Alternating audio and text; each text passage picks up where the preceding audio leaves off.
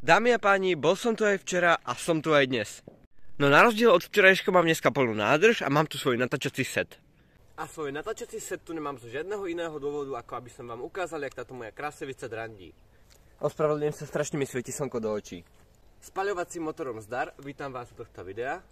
Dneska si dám len také krátke zostrihy toho, ako jazdím.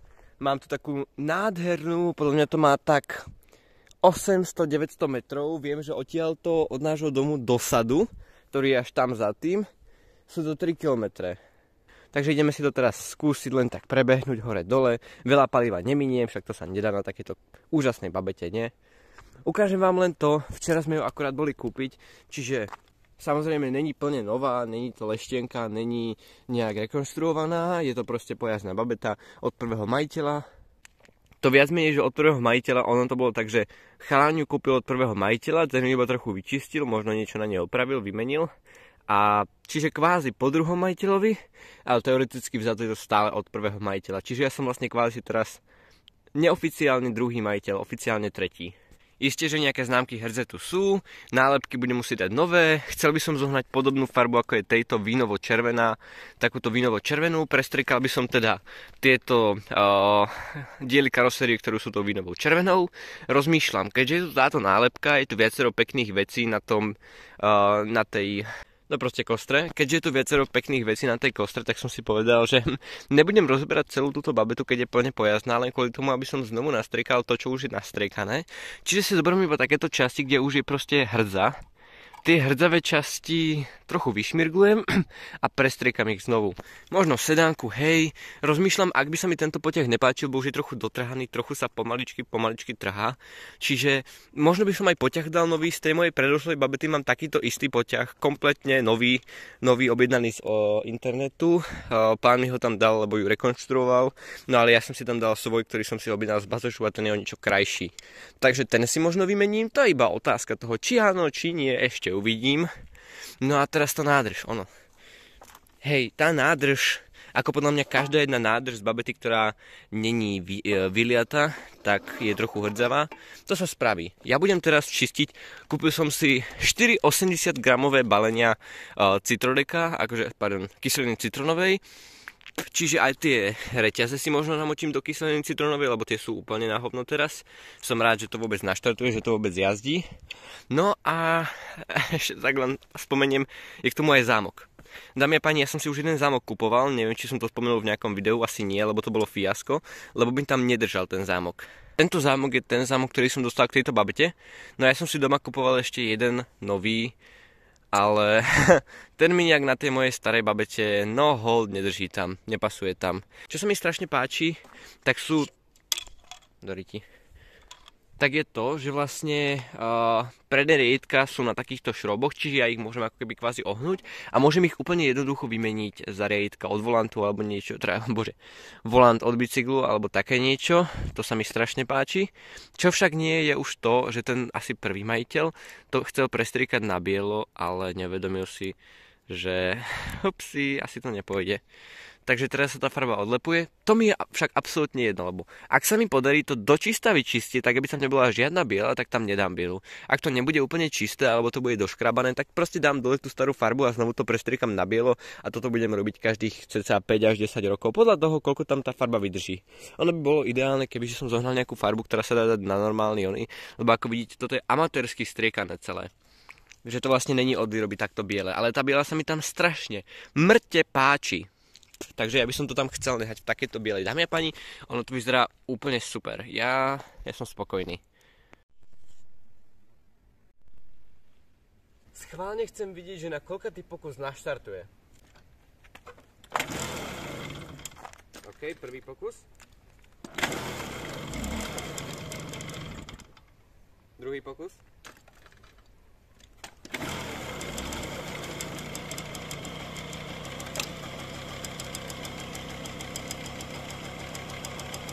Tej mojej to, dámy a pani, trvá niekedy aj 10 minút, kým ju naštartujem. Asi vymením zapaľovania.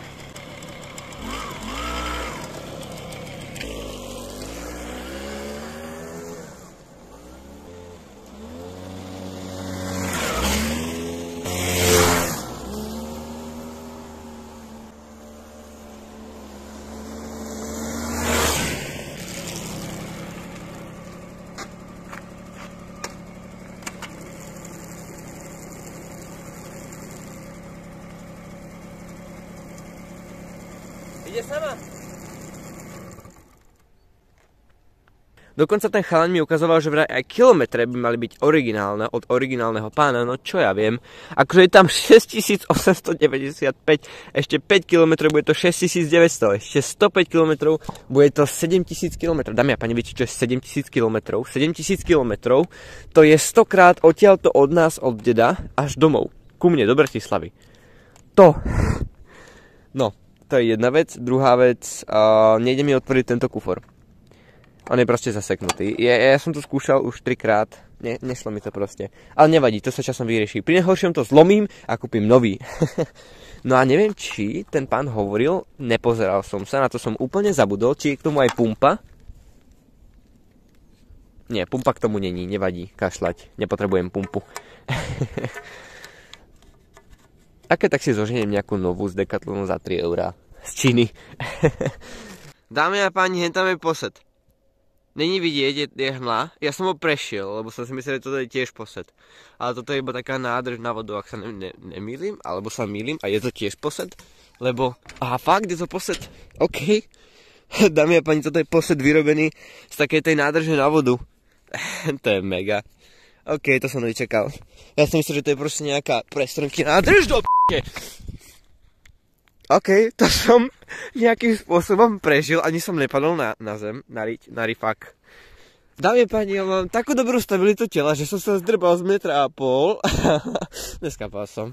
Dobre, tu nadávku vycenzurovať. No, dámy a páni, bobeta šlape úplne super. Prvýkrát som sa poslavil na bobetu, bolo to úplne úžasné. Stál som, pozrite, aké to celé špinavé, zadrbané. Ja čo som to včera čistil, aha.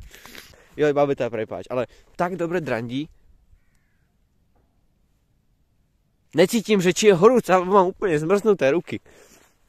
Dámy a páni, mrznú mi ručky. Výfuk úplne nažhavený, to tiež trošku takým slabým dotykom cítim. Dámy a páni, jazdí sa na nej úplne super.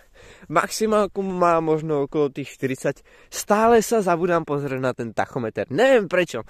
Neviem, ja som sa tam proste, odkedy na nej jazdím, som sa tam nepozrel. Už 2 dní som sa na nej nepozrel. Iba keď stojí, no nič. Skúsim si ísť, lebo túto kúsok je cesta, bohužiaľ hlavná, ale to nevadí. Čiže ja sa teraz vyberiem na tú cestu a tam skúsim dať maximálku. Uvidím, koľko mi to pôjde. Ak mi to vydá tých 40-45, tak budem rád. Dámy a pani, pozrite, aký krásny ľad. To vyzerá tak super. Počkaj, nešmyknem sa na tom. Yes! Jej! Prvýkrát, čo som reálne tento rok na ľade. Na reálnom ľade. Ty kokso. Rozbi sa. Do prdele, po tým je voda. Tu keby bolo nejaké jazero, to by bolo úplne extra cool. By som si iba rozkopol ľad a išiel by som sa kúpať hneď. A ešte k tomu aj na bobete tu som, čiže by som bol rýchlo doma. Uí, to ste nečakali tento rok, že? Že bude ešte trochu ľadu. Joj, dámy a páni, ja som sa chcel chváliť tým, že som ešte nikdy nespadol z babety. A viete čo? Akorát som išiel po ľade. Ja som proste tam mal fulku a vydrbal som sa. Hneď vám to vysvetlím. Ja si spievam, zrazu zákruta, neviem čo mám robiť. Chcel som prejsť po strede hentam takto. Tam sa mi zrazu vyvrtol volant a jebma. Aby ste vedeli, tak ja som vlastne nejak... Ono je to tu strašne špiklavé, neviem prečo. Kúrňa. Ono to potom zapraskalo. Ja som tu doslova spadol s babetou a vtedy nič, ani prasknulina. Doslova ja som sa vydrbal s prepačením túto lakťom. Tá babeta tým ľadom ani len nepohla. Tuto niekde som už ležal na zemi, toto som akorát išiel, toto bol môj stojan, ktorý sa tam škrel. A hneď ešte keď ležala, tak som vypol motor. Tuto sa mi ešte točilo koleso niekde. Tak to som rýchlo iba nadvihol babetu, prestalo sa točiť. No a dámy a páni, akže nebolo to nič vážne. Nebolo to, že by som sa nejak extra vydrbal s prepáčením. Taký typický pád, ale nebolo to zavinené mnou. Som ináč... Ja keby som bol do strany... No ale bolo to kvôli tomu, že tam bola zákruta, že som nevidel, mal som plnú a miesto toho, aby som pridal, som spomalil. Lebo som sa zlakol a nechcel som to prejsť, no ale bolo už moc neskoro, lebo už som bol na lade. No hold, čaká ma ďalšie čistenie. A nie len to, ale ešte aj vysvetľovanie rodičom, že kde som sa zdrbal. No dobre, dámy a páni, tak nakoniec išla tých 47,5 za hodinu. Nakoniec som sa predsa len pozrel. Takže ide úplne super. Ja dúfam, že sa vám toto video páčilo. Ak áno, tak dajte like. Môžete dať aj odber na mojom kanáli. Keď vás zaujímajú videá s bobetou, pozrite si kanál na bobety. Všeobecne Moto Šroto, takže na všetky takéto sprostosti. Ak vás zaujímam ja, tak si pozrite môj kanál Brumbex. Mám taký pocit, že bude aj v popise, ak nie, no tak si môžete prekliknúť na tento kanál a tam by ste ho mohli nájsť. Tak dámy a páni, ja dúfam, že sa vám toto video páčilo, ak nie, no tak máte smolu, ak áno, tak dajte like a schválne mi napíšte do komentáru, že ako sa vám moja nová bobeta páči. Môžete mi tam dať nejakú peknú poznámku alebo nejaké rady, čo by som s tým mohol robiť.